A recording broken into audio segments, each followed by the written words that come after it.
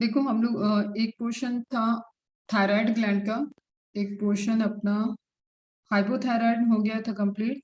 One portion is hyperthyroid, उसको देखते हैं पहले। Okay, due to cancer of the thyroid gland के अंदर जो सेल हैं, जो टिश्यूज हैं, अगर वो कैंसरस हो जाते हैं, उन सेल्स में कैंसरस वहां पे ट्यूमर फॉर्मेशन होने लगता है, तो they are arises from the thyroid gland cells. Okay, तो उनके अंदर वही जीन्स होंगे जो थायराइड ग्लैंड से थायरॉक्सिन को प्रोड्यूस कराने के लिए, T3 T4 को प्रोड्यूस कराने के लिए रिस्पॉन्सिबल है। ओके बच्चा, ध्यान से समझना इस बात को। तो वही सेल्स रेप्लिकेट करके नंबर ऑफ सेल्स इंक्रीज हो रहा है, बहुत अनकंट्रोल्ड रेप्लिकेशन हो रहा है, तो they have the genes for the synthesis of thyroxine. Okay, हर हाइपरथायराइडिस का केस कैंसर नहीं होता है, बिल्कुल नहीं होता है। क्लियर? तो ये कंडीशन दिया हुआ है ड्यू टू कैंसर, पता नहीं क्यों दिया हुआ था, बट ठीक है। Due to cancer of the thyroid gland और due to development of nodules. Nodules जिस तरीके से आप लिग्यूम्स नोड्यूल्स वहां पे देखे हो, तो यू सी की कुछ आपको इस तरीके से ग्रुप दिखेंगे ना, मोती जैसे। एक आपको एक नोड जैसा स्ट्रक्चर दिखेगा, तो नोड्यूल्स हो गए, फॉर्मेशन ऑफ नोड्यूल्स हो गए थायराइड ग्लैंड के अंदर। अगेन मतलब साफ है कि यहाँ पे अगर ये स्मूथ गया होता है, इस तरीके से होता है, यहाँ पे ये बंच ऑफ सेल्स हो चुका है, नोड्यूल बन गया है, तो number of thyroid gland cells increase हो चुके हैं and they are always hyper active. Okay, uncontrol, ये जिस तरीके का डायरेक्शन इनको, एक कहते हैं ना मिसगाइडेड सेल हो जाती हैं। तो यहाँ पे इस केस में क्या होगा, the rate of synthesis and secretion of the thyroid hormones is increased. हाइपरथायराइडिस का केस है, क्या क्या रीजन दिया, due to cancer of the thyroid gland और due to development of nodules of the thyroid gland, the rate of synthesis and secretion of T3 and T4 और hormones is increase to abnormal high levels, normal के upper level पे मिलेगा, leading to a condition called hyperthyroidism. Clear? अब body में, blood में इसकी condition क्या होगी, T3 T4 का लेवल आपको हाई आएगा, नॉर्मल से हाई आएगा, एंड T3 T4 का लेवल हाई है, तो ये रिवर्स फीडबैक करेगा पिट्यूटरी ग्लैंड को, हाइपोथैलेमस का, एंड TSH का लेवल डाउन होगा। ओके, TSH का लेवल डाउन होगा, still the synthesis, still the concentration of T3 and T4 is high. मतलब TSH बहुत ज्यादा स्टिमुलेट नहीं कर रहा है, कम क्वांटिटी में TSH सिक्रीट हो रहा है, that is the condition of hyperthyroidism. Is it clear? TSH stimulating hormone क्यों स्लो हुआ, क्योंकि इनका लेवल नॉर्मल के हाई है, और ये खुद ही फीडबैक करते हैं, ये बताया हुआ है मैंने थायराइड के इंट्रोडक्शन में। फीडबैक करते हैं तो TSH के लेवल को डाउन करेंगे, कहाँ से, पिट्यूटरी ग्लैंड से। पिट्यूटरी ग्लैंड से TSH, आपको ब्लड में TSH लो मिलेगा एंड लो आ रहा होगा, still T3 and T4 high है, that is the case of hyperthyroidism. Is it clear बच्चा? ओके, अब हमने एक तुम्हें जनरल बात बताई थी कि थायराइड हार्मोन जो है, they are the metabolically active, मतलब मेटाबॉलिज्म के लिए ये बहुत ही इंपॉर्टेंट हार्मोन्स है। ओके, अब हाइपरथायराइडिज्म केस में जब अमाउंट ज्यादा है, तो ऑब्वियसली किसी चीज को ज्यादा करना नॉर्मल तो नहीं रहेगा ना, तो इनके भी एडवर्स इफेक्ट दिखेंगे बॉडी के डिफरेंट डिफरेंट फिजियोलॉजी पे, क्योंकि जो मेटाबॉलिज्म को इन्फ्लुएंस कर रहा है, आप उसका एक लिमिटेशन नहीं क्रिएट कर सकते। तो अगेन जैसे हाइपोथायराइडिज्म में आपको सिम्टम्स दिखे थे कई, उस तरीके के यहाँ पे भी ग्रुप ऑफ सिम्टम्स आपको दिखेंगे। ओके, अब ये कंडीशन क्या दिखा रहा है, देखो, pituitary gland senses level of thyroid hormone, कैसे, फीडबैक नेगेटिव की कंसेंट्रेशन ओके है, pituitary send TSH through blood to thyroid gland. Okay, TSH blood to thyroid gland, and then TSH stimulates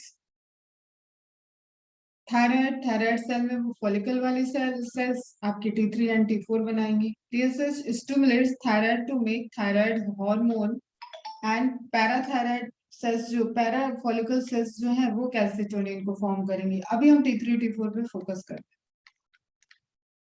okay.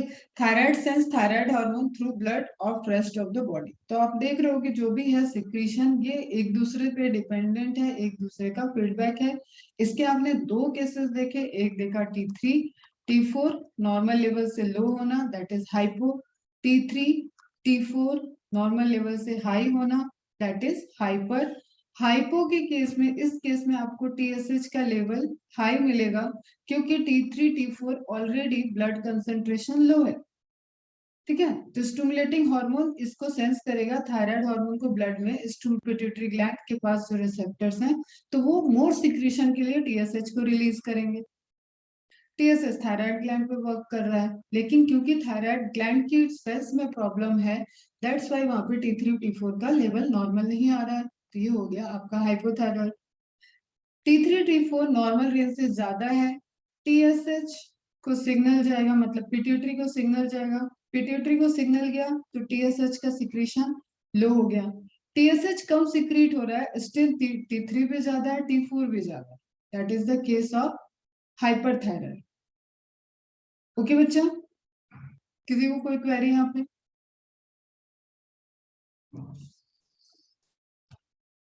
Flow chart एकदम ध्यान में रहना चाहिए।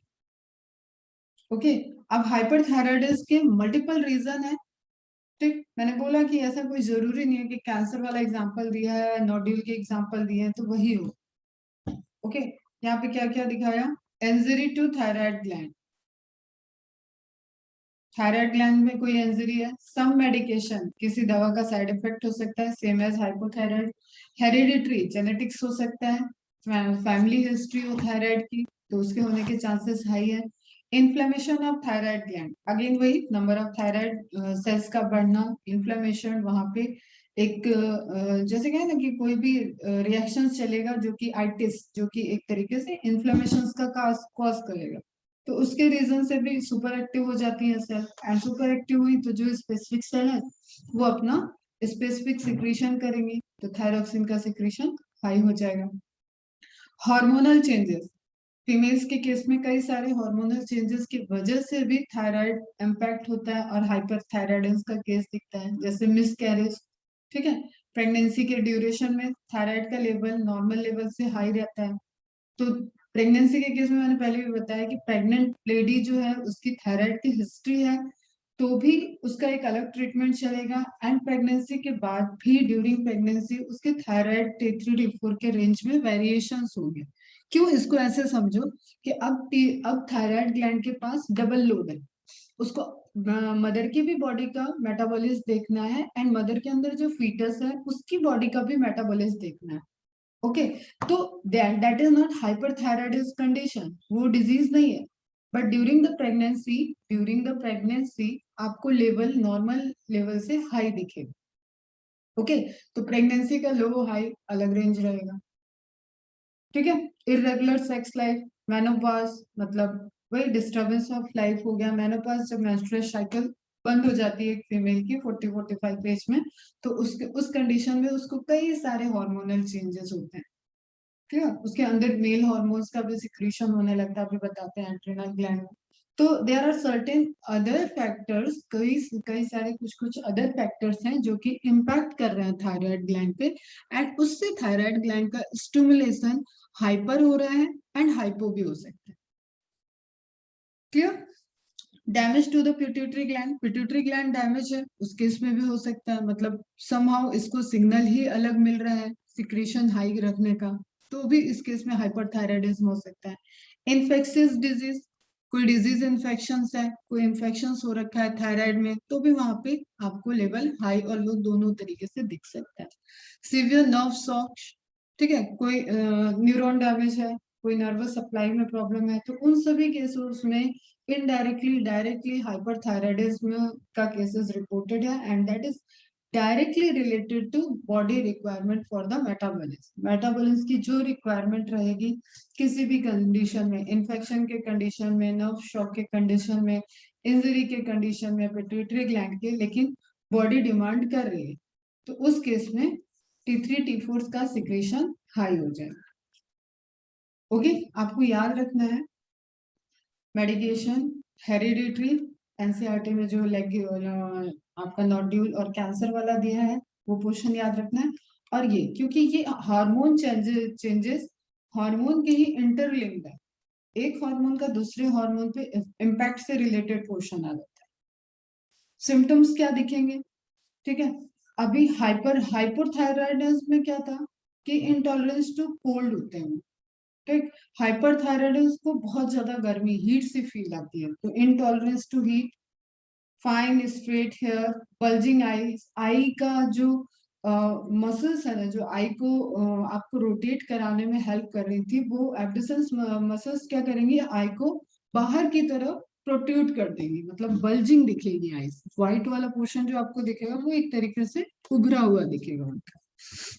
Facial मतलब जो मसल्स आपके रोटेट करने में थी वो बाहर की तरह, एक तरीके से तुम बस इतना समझो कि वो थ्रो करने में लगे, ठीक है। तो बाहर की तरफ वो पुश कर रही है आई बॉल को, तो इस तरीके की आई को बोलते हैं बजिंग आई। फेशियल फ्लशिंग, इनलार्ज थायराइड, ठीक है। टैकीकार्डिया, दैट इज आपका कार्डियक सिस्टम से रिलेटेड हो जाएगा। Systolic BP, breast enlargement, weight loss, muscles twisting and localise oedema, swelling होना, वेट लॉस का होना, मतलब कमजोर हो जा रहा है बंदा जिसको भी है, क्लियर। एंड एक उसका ये बहुत कॉमन टेस्ट है, जब डॉक्टर चेक करता है तो फिर से वही, जैसे न्यूरल के टाइम में मैंने तुम्हें बताया था कि कुछ टेस्ट ऐसे होते हैं जो फिजिकल एक्सरसाइज उसको सेंस करने के लिए, कि वो आपका फिजिकल मूवमेंट देख रहे हैं बॉडी की, आप कैसे चल रहे हो क्या कर रहे हो। तो फिंगर क्लबिंग मतलब आप किस तरीके से अपने हाथ से होल्ड कर सकते हो, क्या उसमें सिवरिंग है, इस तरीके की चेकअप करने के लिए वो वहां पे एक्सरसाइज, वहां पे कुछ फिजिकल टेस्ट करते हैं, ठीक है। आपके हाथ में पेन पकड़ा देंगे, आपके हाथ में कोई भी ऑब्जेक्ट पकड़ा है तो देखेंगे कि कितनी स्टेबिलिटी है आपके हाथ में। तो ये भी एक सिम्टम्स होता है हाइपरथायराइडिज्म का, ठीक है। डायरिया वगैरह, मेंस्ट्रुअल से ये सब हो सकता है। ओके बच्चा, ठीक है। अब एक डिजीज यहाँ पे मेंशन है, उस डिजीज को आप कवर कर लेना, अंडरलाइन कर लो NCERT. Exophthalmic goitre is a form of hyperthyroidism characterised by enlargement of the thyroid gland. Thyroid gland का enlargement होता है ग्वाइटर डिजीज में। Protrusion of the eyeballs, ये कैरेक्टरिस्टिक्स दे देगा, मैच द कॉलम में आ जाएगा कि ऑल आर द कैरेक्टरिस्टिक्स, और find out which is the characteristics of the goitre disease, clear. Increase basal metabolic rate, ऐसे लोगों को बहुत भूख भी लगती है, दे फील हंग्री, खाना खाया थोड़ी देर में भूख, फिर खाना खाया फिर भूख, ओके। मेटाबॉलिक रेट, क्यों मेटाबॉलिक रेट बढ़ी हुई है, बॉडी की डिमांड बढ़ी हुई है, बॉडी को बार बार भूख लग रही है, बॉडी को बार बार एनर्जी चाहिए, तो इस तरीके से सिम्टम्स देखेगा उनका। एंड वेट लॉस, और स्टिल वेट लॉस हो सकता है ऑल्सो कॉट, और बहुत एक जैसे कहते हैं ना कि नोटिसेबल वेट लॉस होता है, ठीक। और सबके कॉमन सिम्टम्स नहीं हो सकते, रेंज ऑफ सिम्टम्स है थायराइड के केस में। ऑल्सो कॉल्ड ग्रेव्स डिजीज, तो एक्सोप्थेल्मिक ग्वाइटर ही ग्रेव्स डिजीज है। ग्रेव्स डिजीज कैसे, जो इसकी प्रोट्रूड आईज है ना बेटा, जैसे ये देखो, तो आप एक नॉर्मल सा आप ऐसे सीनरी देखते हैं, सीन देखे होंगे कि किसी की डेथ का सीन दिखाता है तो उसकी आंखें और सब चीजें रुक जा रही हैं, मूवमेंट रुक गया है, तो उसके इसमें आंख थोड़ी सी बड़ी फैली हुई दिखाता है। तो मूवीज वगैरह में तो खैर एक ड्रामा वाला सीन होता है, बट ऐसा लगे, ऐसा रहता है कि जिसकी डेथ हुई उसकी ये आंखें पूरी, जो मसल्स हैं वो कॉन्ट्रैक्ट होकर एज इट इज रह गई डेथ के टाइम, तो ये कैसा दिखती है आंखें, बाहर की तरफ निकली हुई, प्रोट्रूड आई, ओके। देखो जैसे ये दिख रहा है हेल्दी आई, तो आई मसल्स ने इनको इस पोजीशन पे रखा है।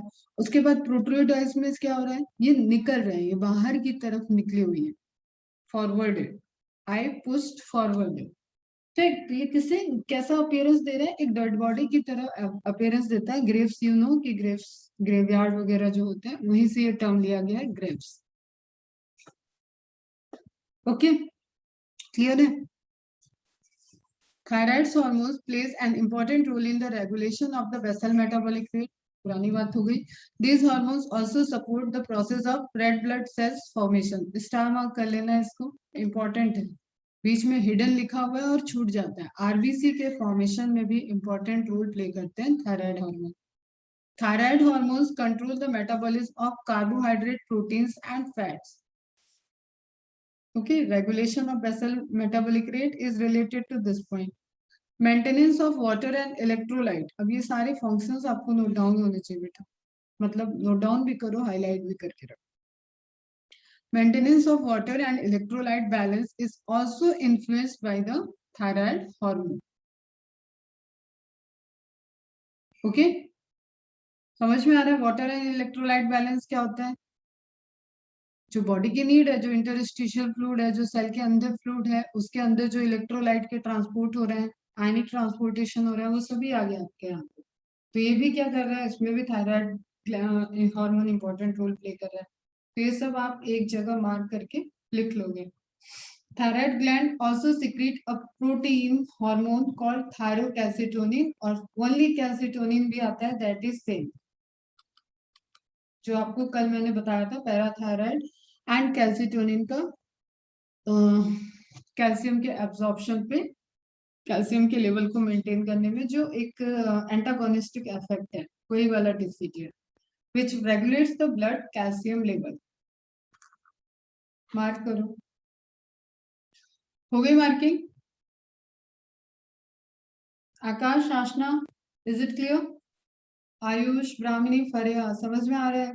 Isha, मुजैब, Nidahas, Sanchi, Shravani, Shruti, Shwet, is it clear to you?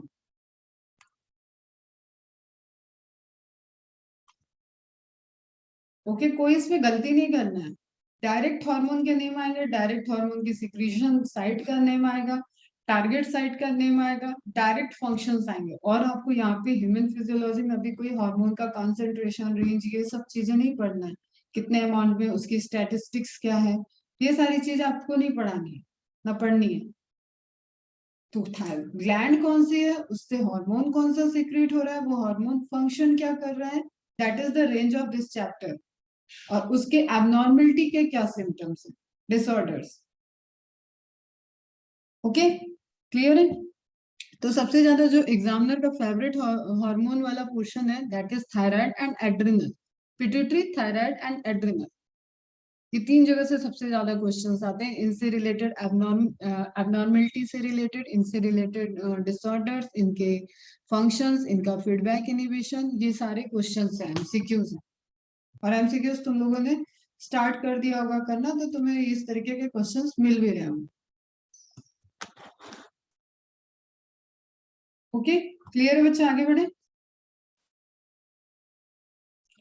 Okay, तो Graves eye disease symptoms, Graves ऑप्थेल्मोपैथी और ग्रेव्स ऑर्बिटोपैथी, ये दो नाम और आप नोट करोगे, क्योंकि ग्रेव्स दिया है सिर्फ आपके एनसीईआरटी में.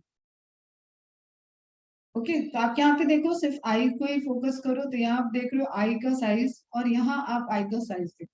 आई का साइज वेरी नहीं करता, एक चीज तुम्हें बताया है मैंने पहले भी, आई बॉल का साइज वेरी नहीं करता है, वो विजिबल कितना है, क्लियर, पीछे से मसल्स कितनी पुश कर रही है उसके अकॉर्डिंग ये कंडीशन दिख रही है, एंड नहीं पुश कर रही है, नॉर्मल जगह पे मसल्स रोटेट करा रही है, तो उसके अकॉर्डिंग नॉर्मल आई दिख रही है. ओके, तो सिम्टम्स में स्वेलिंग अराउंड द आई, वही सारे हैं, बल्जिंग, गिटी सेंसेशन इन द आई, ऐसा लगेगा कि कुछ कुछ छुप रहा है, प्रेशर और pain in the eyes, puffy eyelids और रिट्रैक्टेड आईलिड्स, एबनॉर्मल दिखेंगी पलकें, ट्रिडेंट और इन्फ्लेम्ड आईज, हल्की हल्की हमेशा ऐसे जलन जैसी लगेंगी, रेडिश होती रहेंगी, मतलब वो हीट बहुत ज्यादा फील होता है हाइपरथायराइडिज्म वालों.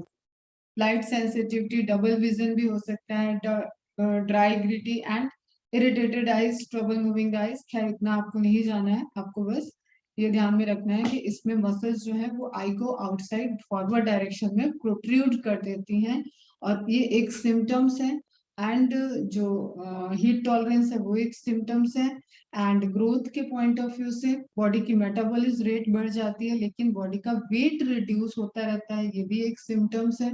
ठीक है, तो बर्जिंग आई, आयोडीन की भी कमी पैरेलली हो सकती है, तो गाइटर भी हो सकता है, स्वेटिंग, ठीक है, पाल्पिटेशन, वही जो आपका सब एक सेंस कर रहे हैं ना कि किस तरीके का हार्ट रेट चल रहा है. ठीक, थपथपी देके हाथ को थपथपाते हैं तो उसको बोलते हैं पाल्पेशन.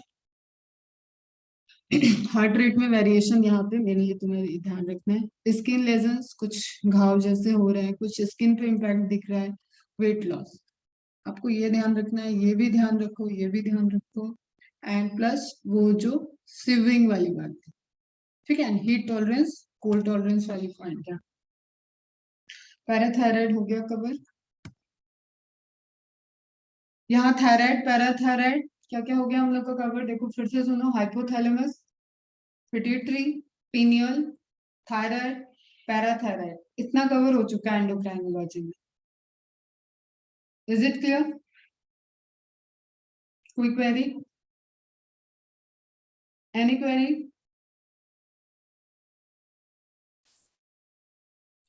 नाउ नेक्स्ट है थाइमस ग्लैंड, ठीक है। वेरी वेरी इंपॉर्टेंट एंड एक अलग सा ही कैरेक्टरिस्टिक्स है इसका। ये हमारे इम्यून सिस्टम से रिलेटेड ग्लैंड है, हमारे डिफेंस सिस्टम ग्लैंड है, okay.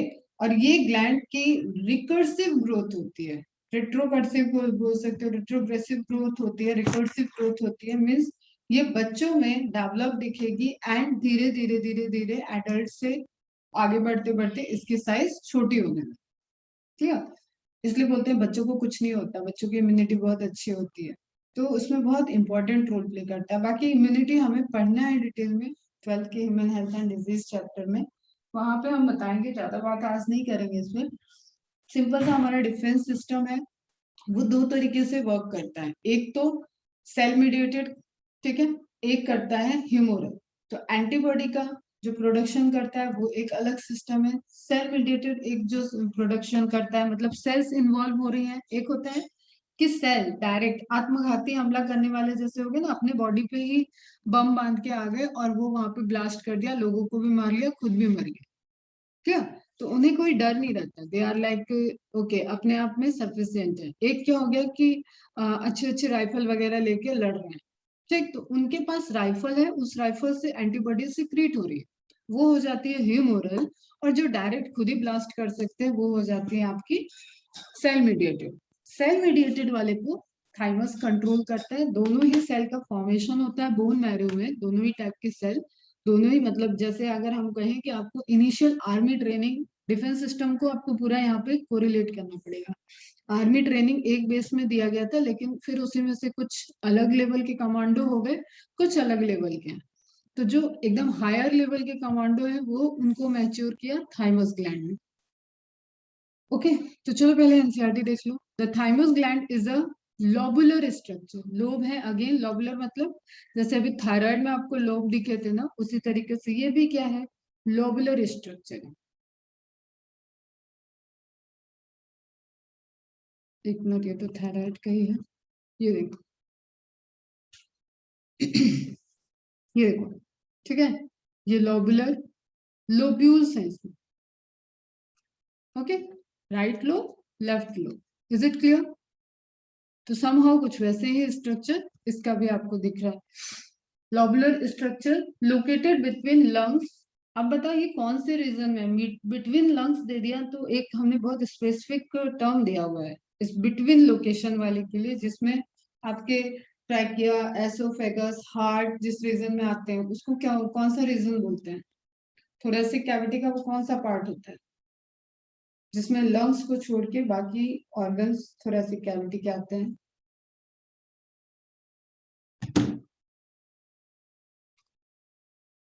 Media sternum, very good, ठीक है। मीडिया स्टर्नम वाले पार्ट में आ गया आपका थाइमस ग्लैंड। तो ये भी ध्यान रखना, हो सकता है ऑप्शन में दिया हो कि थाइमस ग्लैंड का लोकेशन क्या है, ठीक। Lungs behind the sternum, behind the sternum, sternum is what, sternum किस सिस्टम से रिलेटेड है?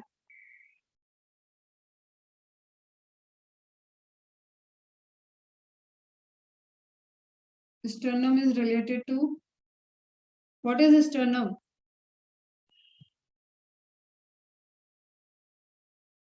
है क्या स्टर्नम, क्या है? मसल्स है,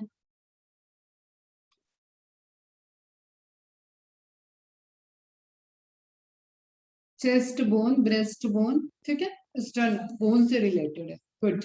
on the ventral side of aorta, अब वेंट्रल साइड, एरोटा का वेंट्रल साइड क्या होगा बेटा, बताओ तो? एरोटा के आगे या एरोटा के पीछे?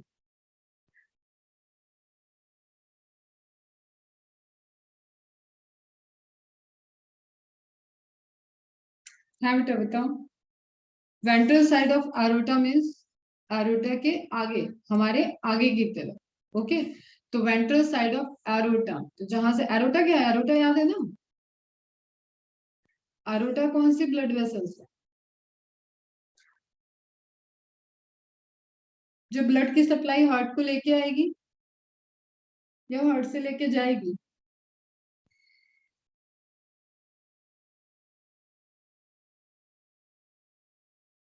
ह्यूमन फिजियोलॉजी इंटर रिलेटेड है बेटा, ऑलवेज रेडी रहो। Heart to body, very good. ठीक है, हार्ट से सप्लाई को बॉडी की तरफ लेके जाएगी। तो एरोटा के वेंट्रल साइड है, मतलब हमारे बॉडी में आप फ्रंट से देखो तो आगे की तरफ थाइमस ग्लैंड आएगी, देन एरोटा आएगी।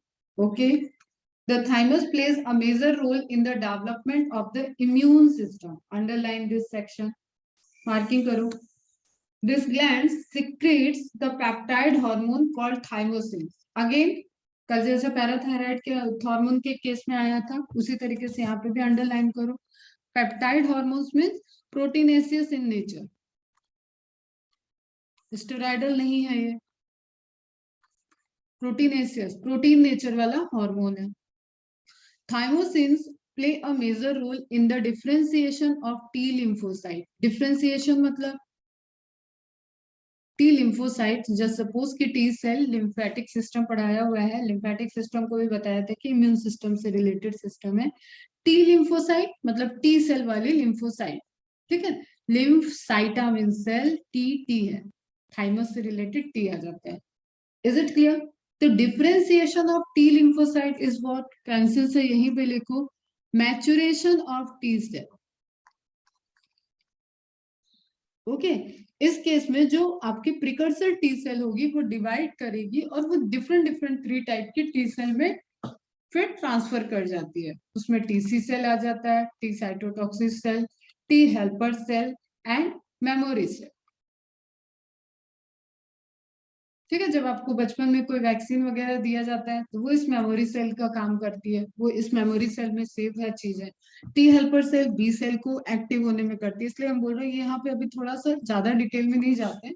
बस हमें ये देखना है कि टी सेल थी वो बोन मैरो में फॉर्म हुई थी, एंड उसके डिवीजन एंड डिफ्रेंसिएशन, उसके मैचुरेशन के लिए, डिवीजन नहीं मैचुरेशन के लिए, डिफ्रेंशिएट करने के लिए उसको from the other cell thymus gland thymosin secrete करती है, and that thymosin is responsible for the maturation of T cell.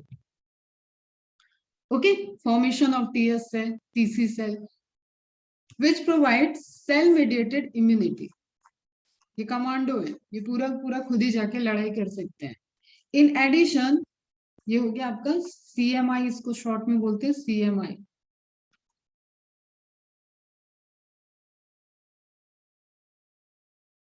In addition, thymosin also promote production of antibodies to provide humoral immunity. इसमें ये thyroid, ये T lymphocyte role play करती है, इसका नाम ही है T helper cell. TS cell मतलब टी हेल्पर सेल, हेल्प करेगा, ये बी सेल को हेल्प करता है। बी लिम्फोसाइट एक होती है इसका मतलब, ठीक है। बी सेल्स एक होती है जो एंटीबॉडी से रिलेटेड वर्क करती है, एंटीबॉडी सिक्रेशन करती है। तो TS सेल बी सेल को हेल्प कर रहा है, और TS सेल को हेल्प किसने की, TS सेल को डेवलप किसने कराया है, थाइमोसिन ने।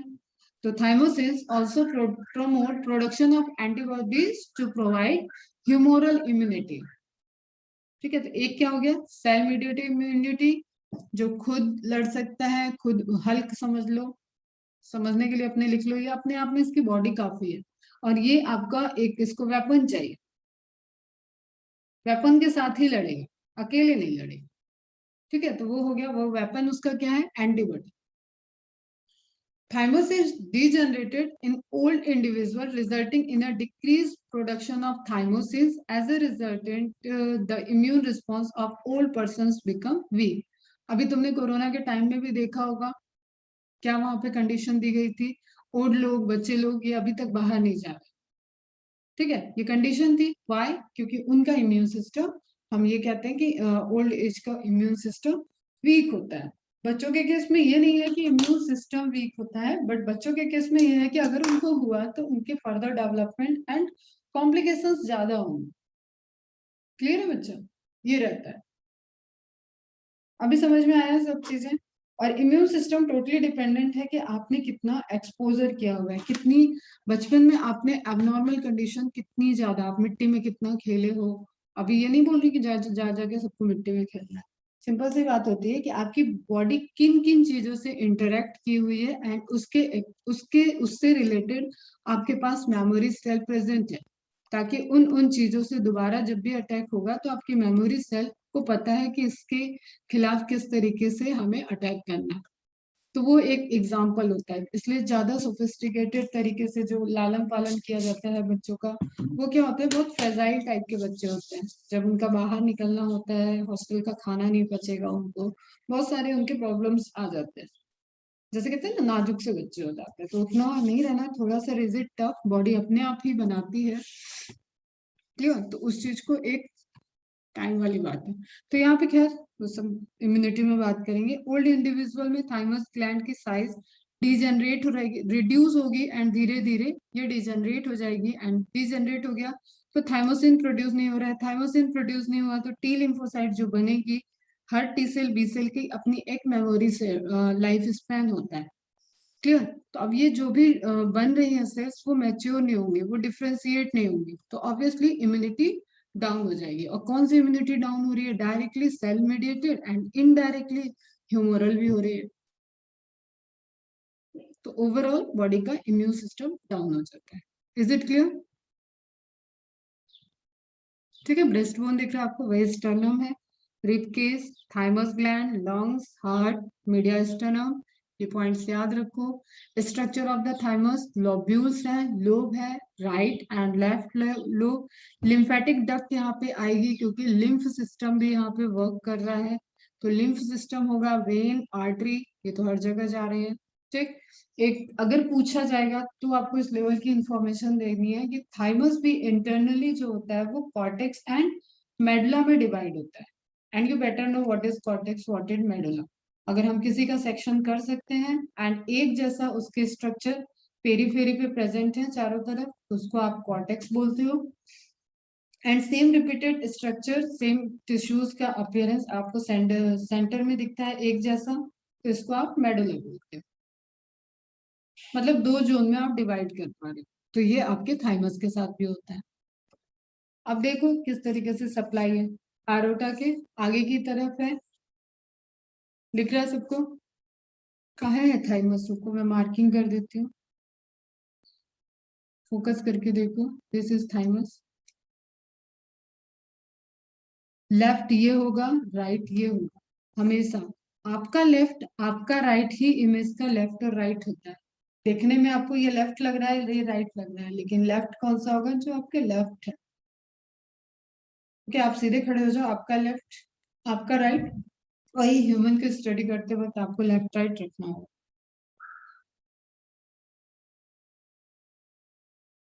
Is it clear? समझ में आ गया? ज्यादा भी यहाँ पे आपको इसके बारे में बहुत नहीं पढ़ना है। नाम याद रखो, फंक्शन याद रखो, लोकेशन याद रखो, दैट इज सफिशिएंट। फिर इम्यून सिस्टम में कुछ इसका रेंज कवर होगा, देन कंप्लीटली पैक्ड होगा। जैसे टेस्टिस और ओवरी वाला रेंज आपको कंप्लीट होगा रिप्रोडक्शन में। तो यहाँ पे सिर्फ आपको नाम, स्ट्रक्चर, लोकेशन पढ़ने, उस चैप्टर में वो कंप्लीट रेंज में जाए। नाउ अब यहाँ पे ये पढ़ सकते हो एड्रिनल ग्लैंड, क्योंकि ऑलरेडी ये किडनी के साथ आ चुका है। तो अब ये किसी और चैप्टर में नहीं कवर होने वाला। ठीक है। एड्रिनल ग्लैंड किस तरीके से सेक्स हार्मोन के साथ रिलेटेड है, वो पोर्शन जरूर आएगा, समझ रहे हो, रिप्रोडक्शन में। बट पूरा प्रॉपर की एड्रिनल ग्लैंड का क्या सिक्रेशन है, क्या लोकेशन है, वो भी आगे वाले किसी चैप्टर में नहीं आएगा। वो ऑलरेडी एक चैप्टर में आपको ग्लिम्स दिखा था, रास सिस्टम मैंने पढ़ाया था। रास, बताओ तो full form, write down the full form of रास।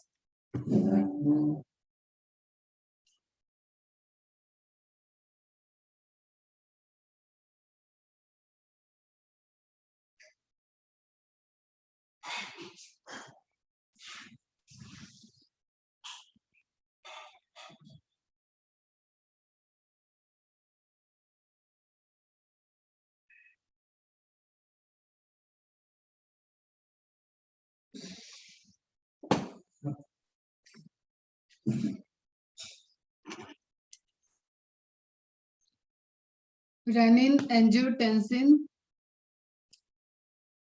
और एक है, एक ए, डबल ए लिखा है ना, एल्डोस्टेरोन। ठीक है, रेनिन, एंजियोटेंसिन, एल्डोस्टेरोन सिस्टम, रास, जिसमें रेगुलेशन आपने देखा था, रीअब्जॉर्प्शन ऑफ मिनरल्स को जो करा रहा था, सोडियम को रीअब्जॉर्प्शन करा रहा था, वो हार्मोन कौन था? Aldosterone.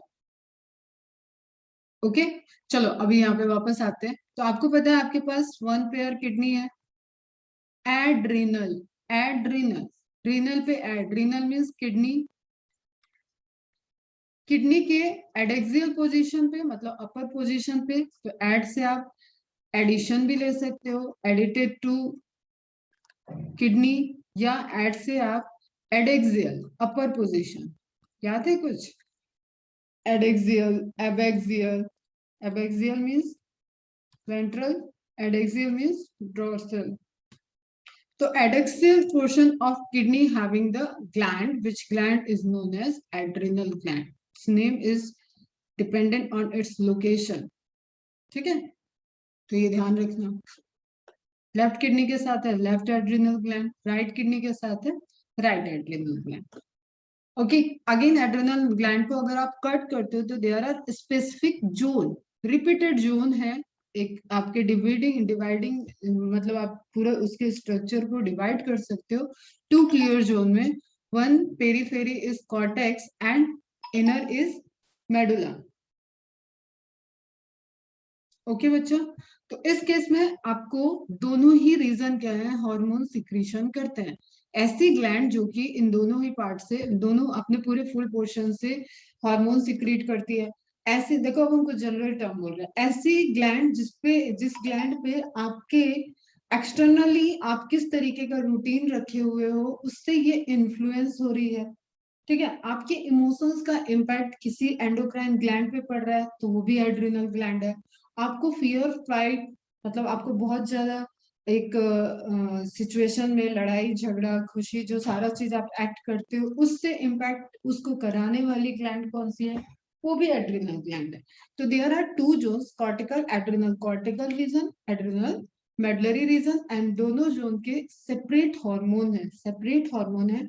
And adrenal gland is most favourite, सबसे ज्यादा क्वेश्चन आने के चांस यही से होता है। Okay, most favourite area of exam में, तो एकदम जैसे जैसे आपको दो चीज बताई, अभी लोकेशन की बात हुई, नंबर की बात हुई, number of adrenal gland, then adrenal gland का अपन एनाटॉमी देख रहे हैं, एड्रिनल ग्लैंड को अपन डिवाइड कर सकते हैं कॉर्टिकल एंड मेडलरी रीजन में। ठीक है, ब्लड वेसल्स का क्या कॉन्सेप्ट है भाई, ब्लड की सप्लाई अपने को चाहिए ही, और यहाँ पे हार्मोन सिक्रीट कर रहे हैं तो वो सिक्रीशन डायरेक्ट ब्लड में जाएगा, तो ऐसी जगहों पे ब्लड की सप्लाई बहुत अच्छे से मेंटेन होती है। अब ये चार्ट का ले लो स्क्रीनशॉट, ये है हार्मोन, ये है इनके फंक्शन, ये लोकेशन बता रहा है। जैसे एड्रिनल ग्लैंड से स्टार्ट कर दें तो adrenal gland divided into cortical region and medullary reason.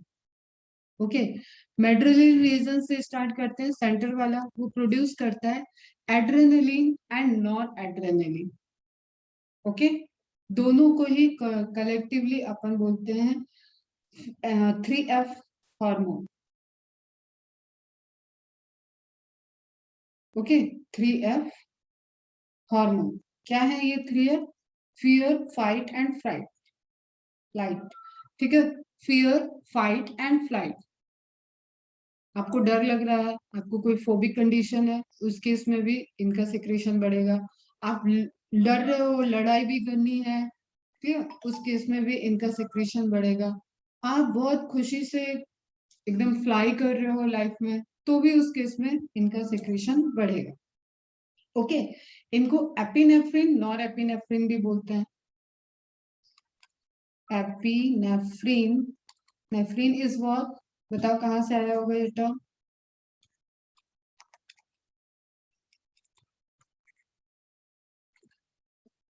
नेफ्री को पकड़ो, समझ में आ जाएगा। किडनी से, वेरी गुड, ठीक है। तो एड्रेनलिन दे, नॉर एड्रेनलिन दे, नेफ्रिन, एपिनेफ्रिन दे, दोनों एक ही सेट है, सेट ऑफ हार्मोन्स हैं जो कि 3F हार्मोन के 3F कैरेक्टरिस्टिक्स को शो करती हैं। Fear, fight and flight syndrome को शो करती हैं, कंडीशन को शो करती हैं।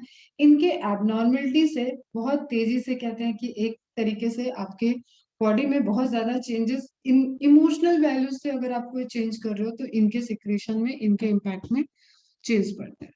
ओके, तो पहला आपका यही क्वेश्चन रहेगा, एड्रेनलिन एंड नॉर एड्रेनलिन किस तरीके से इनका रेगुलेशन होता है उस पर हम फोकस करते हैं।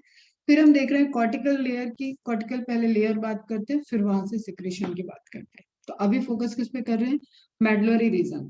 ठीक, दोनों का जो एक कहें कि जो मोड ऑफ एक्शन है वो लगभग लगभग कहीं कहीं एंटागोनिस्ट है, कहीं कहीं एक जैसा है। जैसे आप सिंपैथेटिक पैरासिम्पैथेटिक करते हैं ना, तो दोनों ग्रुप में जैसे आप ऐसा समझो कि हो सकता है कि उस प्रोसेस के लिए ग्रुप में इन्वॉल्व हो रही है, दोनों एक साथ कोलैबोरेट करके भी हो सकती हैं और दोनों एक साथ अपोजिट डायरेक्शन में भी हो सकती हैं। जैसे पहला ही पॉइंट आपका कॉन्ट्राडिक्टरी है एनसीईआरटी से, एनसीईआरटी में दिया है दोनों हार्ट रेट को बढ़ाती है, आपको यही रखना है। बट आप मेडिकल में जब पढ़ोगे तो आप पाओगे कि एड्रेनलिन इंक्रीज करता है, नॉर एड्रेनलिन रिवर्स करता है। ओके, तो आपको याद लिखना ये भी है लेकिन मार्क ये करके रखना है। अगर वहां पे दिया हुआ है कि heart rate slow down in the presence of और ऑप्शन में नॉर एड्रेनलिन आया हुआ है, तो आप समझ लो कि वो हायर लेवल की इंफॉर्मेशन आपसे डिमांड किया है। तो दोनों नोट डाउन करो और एक स्टार मार्क करके लिख दो। कार्डियक आउटपुट इंक्रीज करेंगे, ठीक है। नॉर एड्रेनलिन के लिए श्योरिटी नहीं है, अभी भी अंडर रिसर्च है, बट इंक्रीज में ले लिया जाता है कि इंक्रीज करेंगे, अगर एक ही चूज करना है तो इंक्रीज। ब्लड प्रेशर, अब systolic, diastolic, mean blood pressure ये सब पढ़ाया हुआ है, ठीक है। तो वो सारे ही प्रेशर में सिस्टोलिक को इंक्रीज कर रहे हैं दोनों, तभी कार्डियक आउटपुट बढ़ेगा बेटा। डायस्टोलिक इंक्रीज डिक्रीज दोनों कर सकते हैं, नॉर एड्रेनलिन इंक्रीज कर रहा है। मीन ब्लड प्रेशर जो एवरेज ब्लड प्रेशर आपका फ्लो चल रहा है, that is increase by the, दोनों ही उसको इंक्रीज कराने में रोल प्ले करते हैं। जब नॉर्मल ब्लड प्रेशर बढ़ेगा तभी तो आपका जो आप फील कर रहे हो, फियर फील कर रहे हो, आप फाइट फील कर रहे हो, फ्लाइट फील कर रहे हो, लड़ाई करने का मन हो रहा है, उन सभी केसेस में आप देखो, आप एक्सपीरियंस करो खुद की लाइफ का, तो आप देखोगे कि आपकी हार्ट बीट बढ़ी है। हार्ट बीट बढ़ी है तो ऑब्वियसली प्रेशर बढ़ा है। क्लियर। ब्रोंकियल मसल्स को स्लो डाउन करते हैं, मूवमेंट को। इंटेस्टाइनल मसल्स को स्लो डाउन करते हैं दोनों। ब्लड शुगर लेवल को इंक्रीज करते हैं। ओके, डिमांड ऑफ, देखो again that is related to metabolism. ज्यादा एनर्जी चाहिए तो ज्यादा ग्लूकोज की रिक्वायरमेंट है, ज्यादा ग्लूकोज की रिक्वायरमेंट है तो ब्लड में ग्लूकोज लेवल बढ़ जाएगा। ग्लूकोनियोजेनेसिस, अदर सोर्स से भी ग्लूकोज बनाएगी बॉडी। कुछ याद आ रहा है? ओके, नाउ अगर मेडुलरी रीजन, कॉर्टिकल रीजन में सिर्फ आपको हार्मोन्स और उनके फंक्शन, एक आपको कंपैरेटिव ध्यान रहना चाहिए, क्योंकि ये मैंने बोला ना सिर्फ इतना ही आएगा, नाम आएगा और उसका लोकेशन आया एंड उसका, अब ये आपको पूछ लेगा कि कॉर्टिकल हार्मोन है या मेडुलरी हार्मोन है, इस तरीके से पूछ लेगा। ठीक है बच्चा, और फिर ये हार्ट रेट वगैरह से रिलेटेड क्वेश्चंस यहाँ से पुट कर सकता है, और मैच द कॉलम में आ सकता है, डायरेक्ट भी आ सकता है, मैच द कॉलम में भी आ सकता है, फाइंड द राइट ऑप्शन, इस तरीके के भी क्वेश्चन फ्रेम आउट हो सकते हैं यहाँ से। क्लियर है बच्चे? कुछ पूछना है?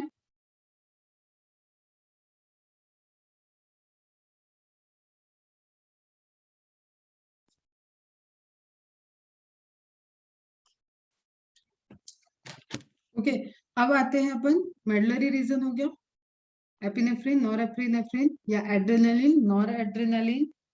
क्लियर। नाउ अपन बात कर रहे हैं कॉर्टिकल रीजन की। तो कॉर्टिकल रीजन पहले हमने एड्रिनल ग्लैंड को डिवाइड किया कॉर्टेक्स एंड मेडुला में। Now we are going to divide cortical region again. Okay, cortical region को डिवाइड करने के लिए जोना को ले लो common, zona. Okay, zona glomerulosa outer, zona fasciculata middle, zona reticularis आपका इनर। टुवर्ड्स द मेडुला, जिस तरीके से हम बता रहे हैं उसी तरीके से याद रहना चाहिए। Towards the medulla third layer present है reticularis, network like. Okay, fascicle like, fascicles present है, फेसिकुलेटा, ग्लोमेरुलस है तो ग्लोमेरुलस है। ओके, और इन्हीं तीनों के अलग अलग फिर से सिक्रीशन है, उनको आप बोलते हो cortical hormone. Is it clear? समझ में आ गया? अब जैसे आप यहाँ पे देख रहे हो लोकेशन, उसी के अकॉर्डिंग यहाँ पे फिर फॉर्मेशन आ जाता है। देखो, रेटिकुलरिस सबसे इनर था, सिंथेसिस किसका किया इसने? एंड्रोजन्स को। एंड्रोजन्स को we call commonly male hormone. ठीक है, जो मेल कैरेक्टरिस्टिक्स, वियर्ड का आना, आवाज का भारी होना, ठीक है, ये सारे कैरेक्टरिस्टिक्स जो डेवलप्ड होते हैं उसके लिए टेस्टोस्टेरोन, एंड्रोजन्स, ये सब हार्मोन रिस्पॉन्सिबल होते हैं। तो एंड्रोजन की सिंथेसिस कहाँ से होती है? जोना रेटिकुलरिस में। और कुछ अमाउंट में ये फीमेल में भी सिक्रीट होता है क्योंकि एड्रिनल ग्लैंड से सिक्रीट हो रहा है। क्लियर? तो कुछ अमाउंट में इसमें ये फीमेल सिक्रीटरी भी हार्मोन हो जाता है। And that's why after menopause या कुछ गर्ल्स में आपको हल्के हल्के जैसे मोस्टेक जैसा स्ट्रक्चर 40 एज के बाद लेडीज लोग में डेवलप होने लगता है, उनकी आवाज भारी हो जाती है। That is because of presence of androgens hormone. और अगर इनिशियल एज में चेंजेस दिख रहा है तो भी उसका रीजन उसमें एंडोक्राइनोलॉजिस्ट से ट्रीटमेंट लेना चाहिए। इसका सिंपल सा सिग्नल यही होता है कि एंड्रोजन का सिक्रेशन हाई है, जिस वजह से उसको हेयरी स्ट्रक्चर डेवलप हो रहा है मेल्स की तरह। ओके, फेसिकुलेटा आपको ध्यान रखना है। फेसिकुलेटा इज रिलेटेड टू, ये इंपॉर्टेंट है, मैंने बोला एड्रिनल ग्लैंड सबसे इंपॉर्टेंट है। नंबर ऑफ क्वेश्चन यहाँ से जनरेट हो रहे हैं, फेवरेट क्वेश्चन यही से आते हैं। ग्लूकोकॉर्टिकॉइड, नेम ही इंडिकेट कर रहा है कि ये ग्लूकोज से रिलेटेड कुछ काम कर रहा है। ओके, ग्लूकोज से रिलेटेड आपने देखा था इंसुलिन का रिस्पॉन्स, ठीक है, ग्लूकागॉन का रिस्पॉन्स, इंसुलिन का रिस्पॉन्स। मतलब ग्लूकोज के लेवल को मेंटेन करने के लिए इंसुलिन अकेले नहीं रिस्पॉन्सिबल है, एक हार्मोन और जो एड्रिनल ग्लैंड से सिक्रेट हो रहा है, लेकिन इसको लेवल में आप कहाँ रखोगे? हायरार्की में कहाँ रखोगे? इंसुलिन के नीचे। तो ग्लूकोकॉर्टिकॉइड्स किस रीजन से सिक्रेट हो रहा है? एड्रिनल ग्लैंड की कॉर्टेक्स की मिडल लेयर से।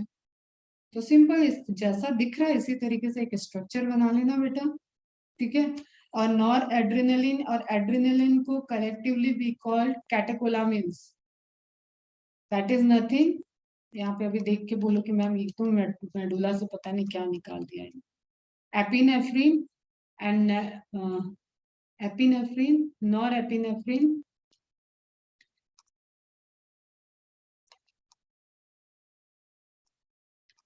एड्रेनलिन, नॉर एड्रेनलिन,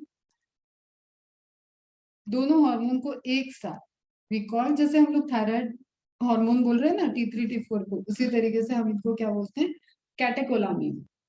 तो डायरेक्ट आपसे पूछता है कि कैटेकोलामिन ऑप्शन में दिया हुआ है, ठीक है, 3F हार्मोन में ऑप्शन में दिया है, तो दैट इज ऑल्सो करेक्ट। ठीक है, इसमें एक फ्रीज भी आ जाता है, जैसे फियर, एक आप बहुत ज्यादा डर गए हो तो आप एकदम फ्रीज हो गए, तो बॉडी एकदम फ्रीज कंडीशन है। फियर, फ्लाइट, फाइट, एंड वैसे तो 3F में ही चलता है, बाकी एक आप फ्रीज भी ले आ सकते हो। फ्रीज, बॉडी फ्रीज हो गई। और एक चीज ध्यान रखना, आपको एक चीज मैंने बताई कि नर्वस सिस्टम फास्ट वर्क करता है लेकिन एंडोक्राइन सिस्टम स्लो वर्क करता है। बट इन इन हार्मोन को तुम रिलेट करो अपने फंक्शन से तो यू विल फाइंड आउट कि ये हार्मोन बहुत फास्ट वर्क कर रहे हैं।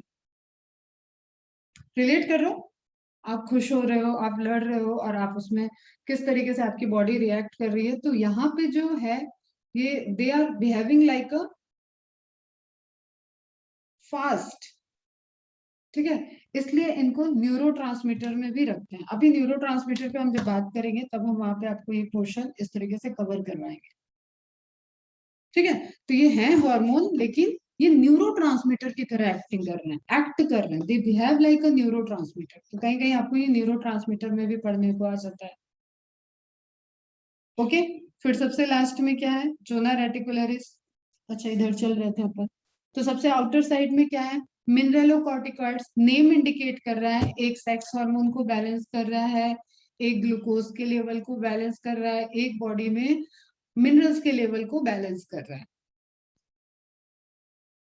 अगेन आई रिपीट, बहुत इंपॉर्टेंट पोर्शन है, आपको एकदम समझ में आना चाहिए, अगर नहीं आ रहा है तो पूछो।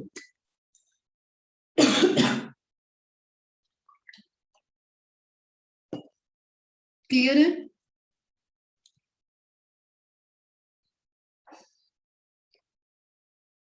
चलो कॉर्टिकॉइड्स के लिए यहाँ पे देखते हैं।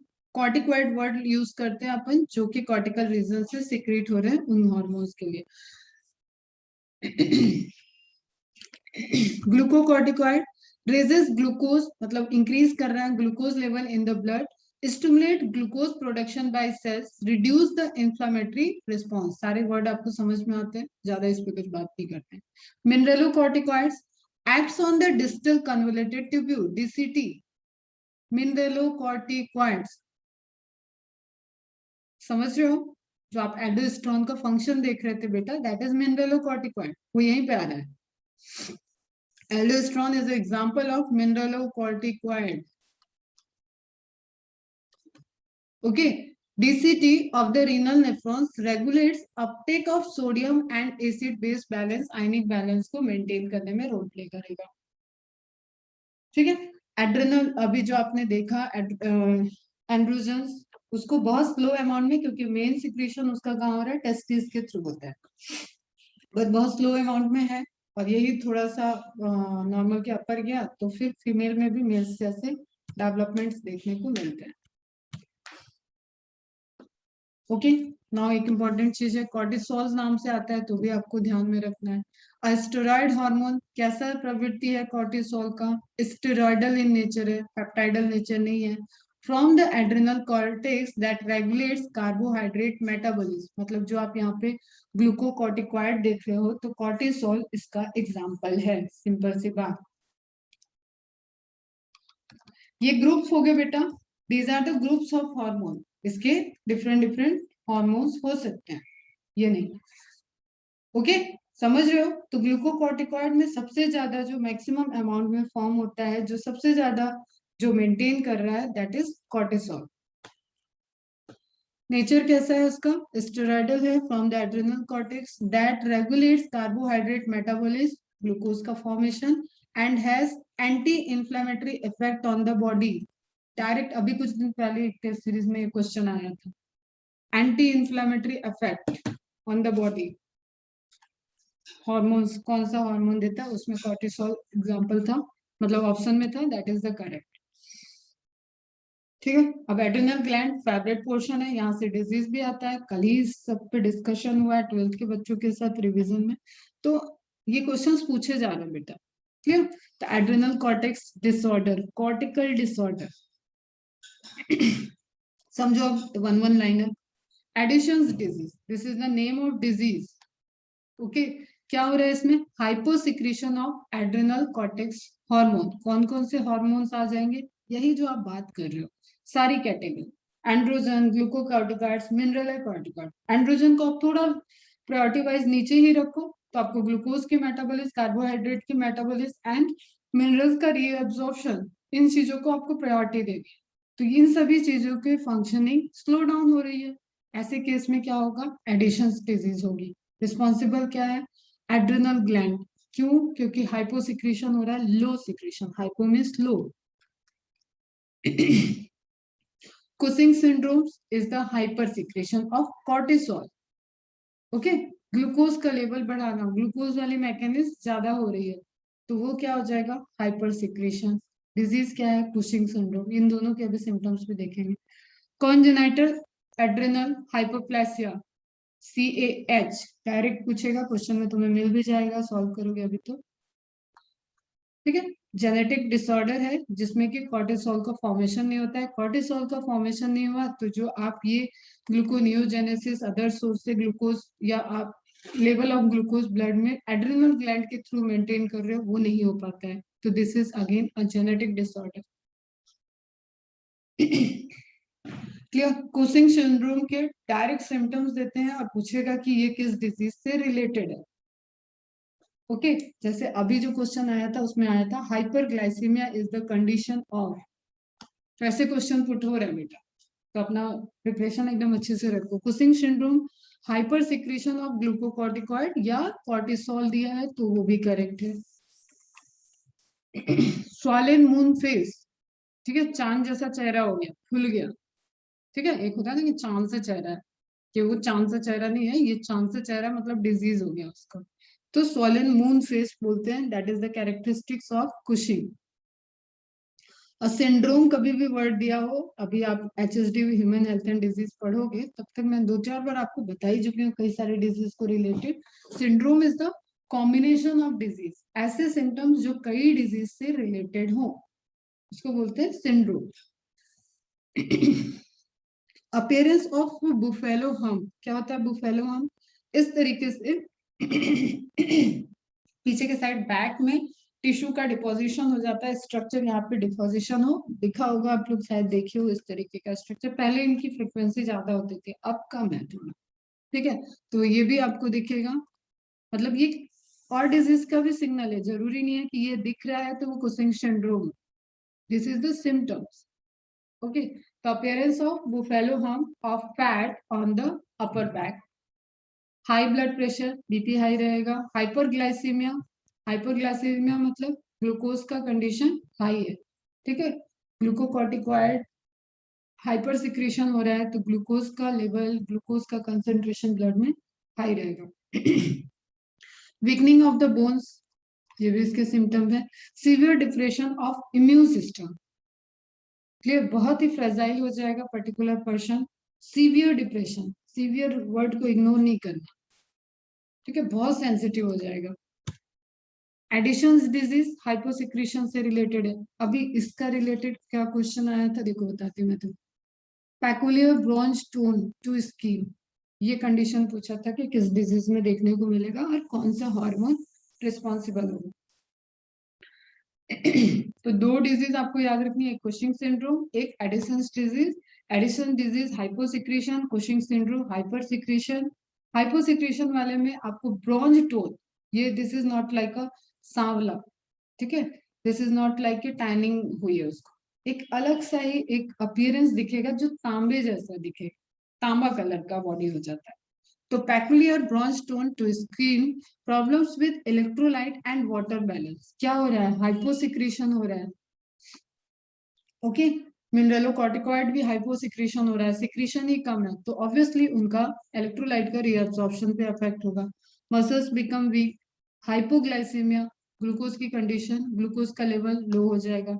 Lancet ability to cope with stress, ठीक है, स्ट्रेस से निकलने की कैपेबिलिटी स्लो हो जाती है। Suppression of immune system, immune system यहाँ पे भी सप्रेस है, यहाँ पे भी वीक है, तो दोनों ही केस में आप एक चीज जो मैंने आपको अभी थोड़ी देर पहले बोली थी, एड्रेनल ग्लैंड ऐसी ग्लैंड है कि उस पर बहुत सारा इम्पैक्ट पड़ता है आपके डेली रूटीन का। सबसे पहले जिस ग्लैंड पे जिस चीज पे इम्पैक्ट पड़ता है कि आप क्या सोच रहे हो क्या कर रहे हो, वो आपकी बॉडी में एड्रेनल ग्लैंड है, और जब वो नॉर एड्रेनल और एड्रेनल के सिक्रीशन से इसको मेंटेन करती है तो फिर कई सारे उसके इफेक्ट एंड साइड इफेक्ट सब कुछ दिखता है। तो देखो ये hypoglycaemia condition, bronze pigmentation, change in disruption of body hair and postural hypotension, ठीक है, वेट लॉस, वीकनेस, इस तरीके से रीअब्सॉर्प्शन स्लो होगा, लेवल ऑफ सोडियम, ये सब चीजें डाउन हो जाएंगी। नाउ इंपॉर्टेंट है बेटा सेक्स हार्मोन से रिलेटेड,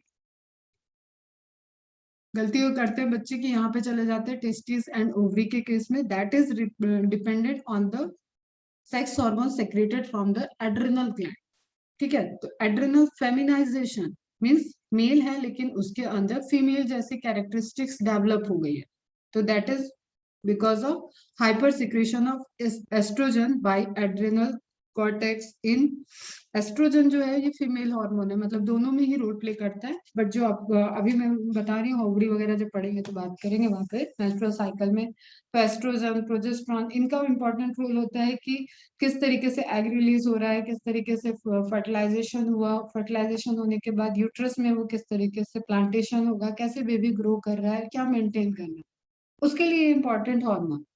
लेकिन हाइपर सिक्रेशन अगर मेल के केस में हुआ तो ये यहाँ पे क्या करता है, develop female secondary sexual characteristics like gynaecomastia. एक उसके अंदर अपीयरेंस दिखेगा, थोड़ा सा उसके मूवमेंट में, थोड़ा सा उसके बॉडी अरेंजमेंट में, ठीक है, थोड़ा सा उसका ब्रेस्ट वाला पोर्शन मेल में स्वॉलन सा दिखेगा, फर्स्ट ब्रेस्ट डेवलपमेंट दिखता है, इस तरीके के इम्पैक्ट उनमें दिखेंगे, तो दैट इज फेमिनाइजेशन। तो डायरेक्ट आपको पूछेगा कि कौन सा हार्मोन एड्रिनल ग्लैंड से हाइपर सिक्रीट होने पे एड्रिनल फेमिनाइजेशन रिपोर्टेड होगी, किस में, फेमिनिन से नहीं जाना है, ये होगा मेल में। ओके, एड्रिनल वायरलेस, इसमें क्या हुआ, फीमेल के कैरेक्टरिस्टिक्स मेल के कैरेक्टरिस्टिक्स फीमेल में आ जाएंगे। तो hyper secretion of testosterone, testosterone is a male hormone, mainly mail hormone, ठीक है। बाय एड्रिनल, अब ये सब आपके कहाँ पे टाइप्स ऑफ हार्मोन जो आप ये देख रहे थे ना, इसी लेयर के, इस लेयर के हार्मोन है, मैंने बताया सब कैटेगरी है इनके टाइप्स ऑफ हार्मोन।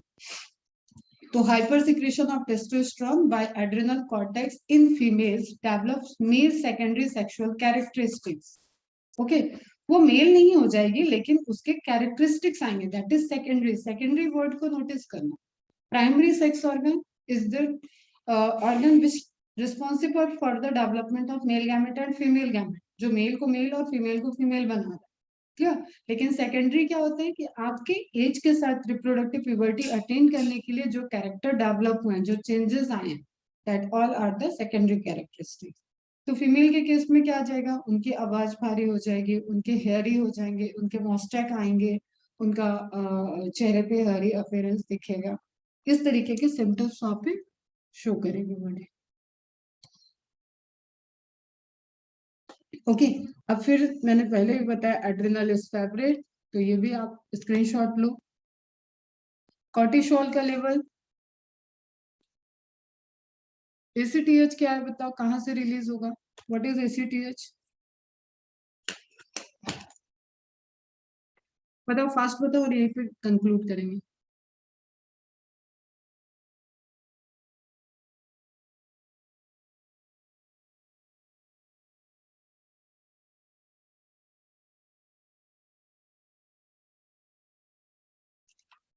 बोलो बेटा फास्ट। जैसे अपन ने थायरॉक्सिन और टीएसएच से रिलेटेड रिलेशन देखा, उसी तरीके से ये हार्मोन है। अब फटाफट बताओ एसीटीएच का फुल फॉर्म क्या है और कहाँ से सीक्रेट होगा।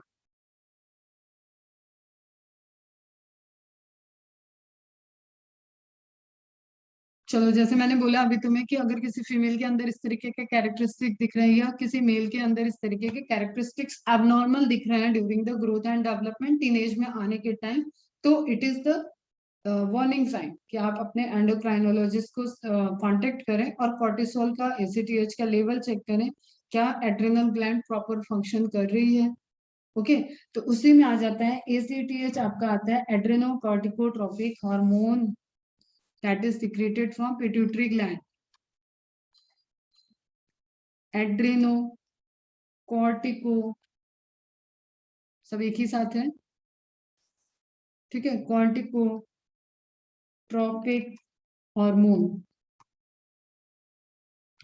एड्रेनोकॉर्टिकोट्रोपिक हार्मोन, ACTH, ACTH कहाँ सीक्रेट हुआ, पिट्यूटरी ग्लैंड से। इसका मतलब एड्रिनल ग्लैंड के कॉर्टिकॉइड हार्मोन के सिंथेसिस में ये रेगुलेशन का काम कर रहा है, पिट्यूटरी ग्लैंड से सीक्रेट हो गया और इसके रिसेप्टर कहाँ है, एड्रिनल ग्लैंड के पास। नाउ कॉर्टिसोल जो एक टाइप का आपका क्या है, ग्लूकोकॉर्टिकॉइड है, इसका लेवल अगर हाई आ रहा है तो एसीटीएच का सिक्रेशन लो होगा, सेम एज थायरॉक्सिन हाई तो टीएसएच लो। ओके, हाई आ रहा है तो देयर इज चांसेस की सिक्रेशन एसीटीएच का भी हाई हो, दोनों रिपोर्ट आ रही है। तो कंडीशन क्या बच्चों, कंडीशन देखना ज्यादा जरूरी है।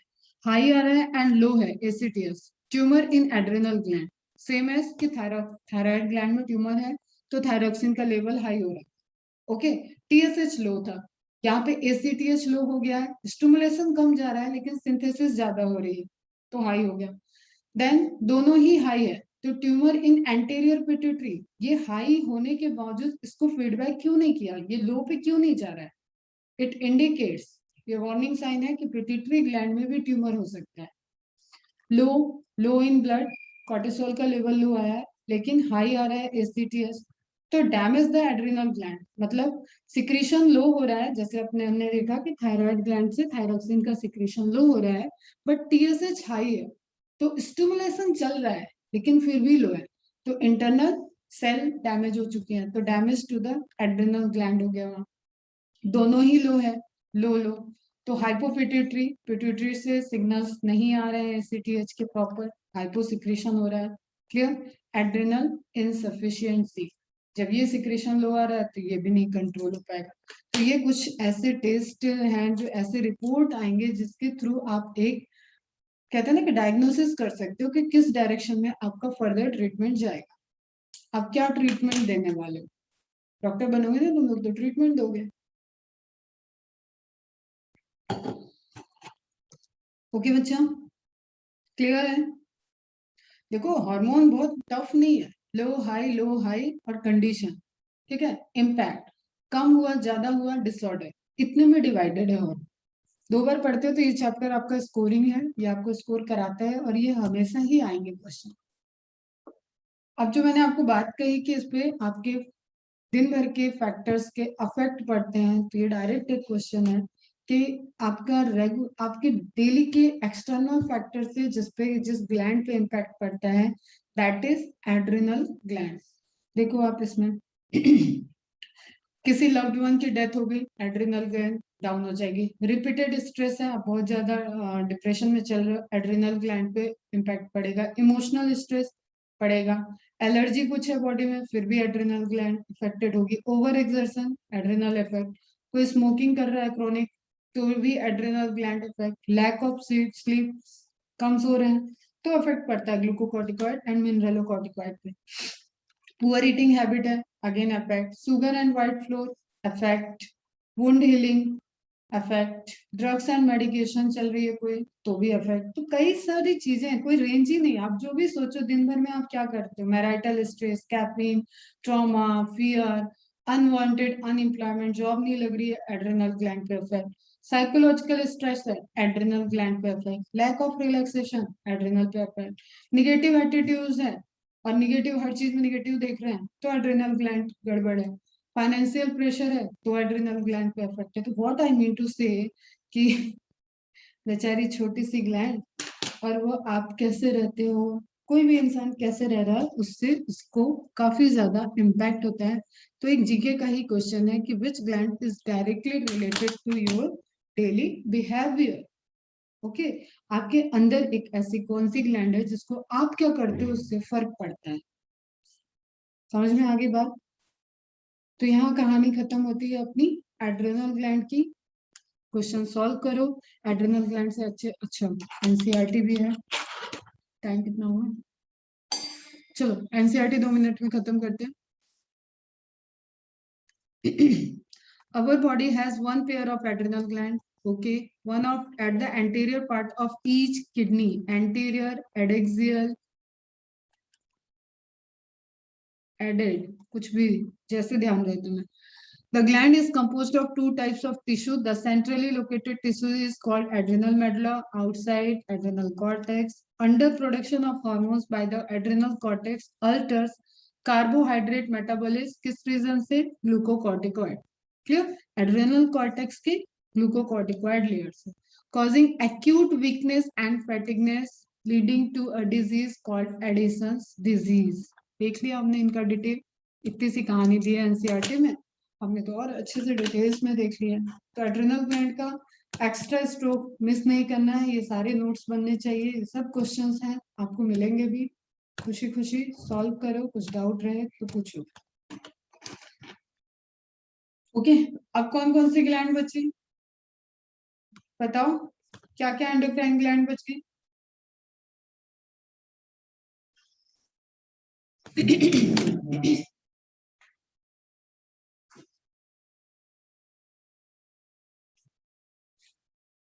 चलो ये कंप्लीट कर लो तुम लोग अच्छे से एंड क्वेश्चन सॉल्व करो।